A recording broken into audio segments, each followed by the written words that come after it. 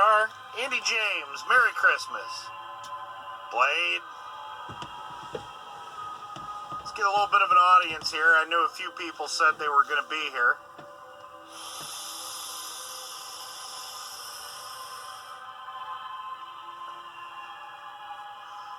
So we'll wait for a few of our friends to show up. You guys know me. I'm your friend Middle Finger 43. And this whole Christmas Eve thing is getting to be a tradition.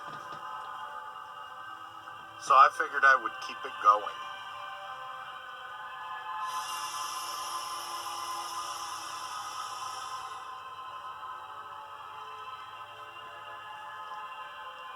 Do I even vape, bruh? Get out of here with that shit. Jack! Merry Christmas, Jack.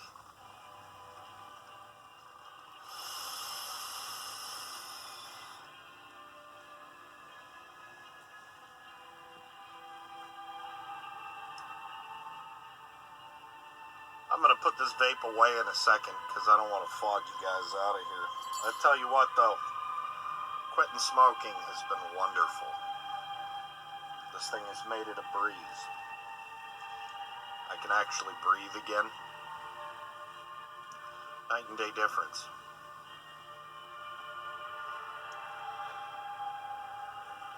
The kids' stockings are in storage. That's terrible. Well, at least you got them covered. Tonight was Christmas Eve. We were at my sister's out in the Rockford area. So that was nice. I got to say hi to a couple Rockford area CB operators who I think the world of. And that was about that. It was Paul Revere's ride to get back in here. I actually got back home 4 minutes prior to the time when I had promised everybody I would go live at 9 o'clock. Well, you tell me I snore less, huh? Well, you'd know. You frickin' inmates in the same damn hotel room. You'd know. Eric Kane, Merry Christmas to you and yours also. Figure I'd give people a few minutes to get in here. We've got this wonderful generic Christmas music. You guys remember the Muzak that played in the department stores while we were all growing up? Oh, Bernard. Yeah, you'd know a little bit about that, wouldn't you? If I'm not mistaken, you are a vapor. I always made fun of people that vaped, man. I called it a douche flute, among other things. But,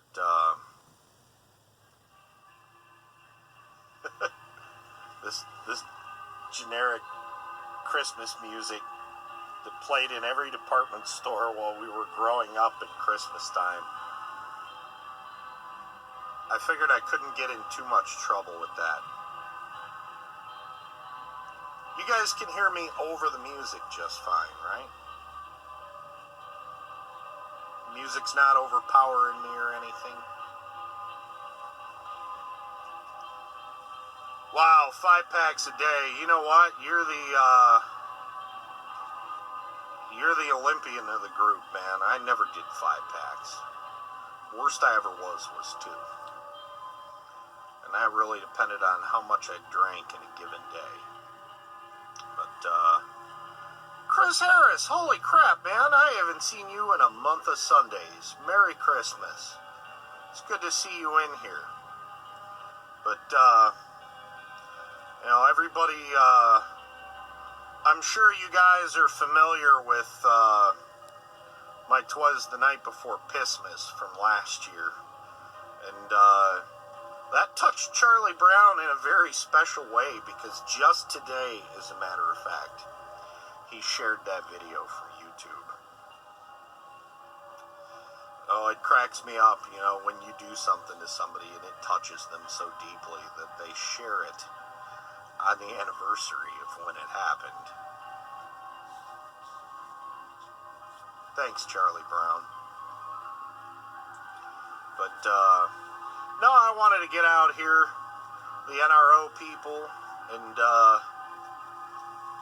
bring you another episode of 'Twas the Night Before Christmas. But before I do that, I had something to make everybody think. I have something else I want to read, and it sure is Christmas related. It was called What to Give an Optimist and a Pessimist. A family had twin boys whose only resemblance to each other was their looks. If one felt it was too hot, the other thought it was too cold. If one said the TV was too loud, the other claimed the volume needed to be turned up.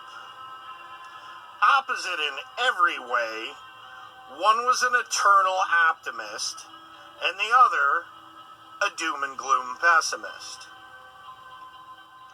Just to see what would happen.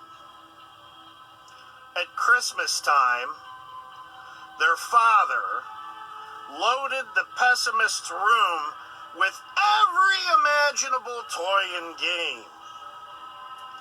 The optimist's room he loaded with horse shit. That night, the father passed by the pessimist's room and found him sitting amid his new gifts, crying bitterly. "Why are you crying?" the father asked. "Because my friends will be jealous. I'll have to read all these instructions before I can do anything with this stuff. I'll constantly need batteries and my toys will eventually get broken," answered the pessimist twin. Passing the optimist twin's room, the father found him dancing for joy in the pile of shit. "What are you so happy about?" he asked. To which the optimist twin replied, "There's got to be a pony in here somewhere." Little bit to think about. And I guess there's some people in our radio community dancing in a pile of shit. And this is what you've all been waiting for. The reason why you are all here is a very special reading of 'Twas the Night Before Christmas. On Christmas Eve, of course. Anyway, shall we get to this?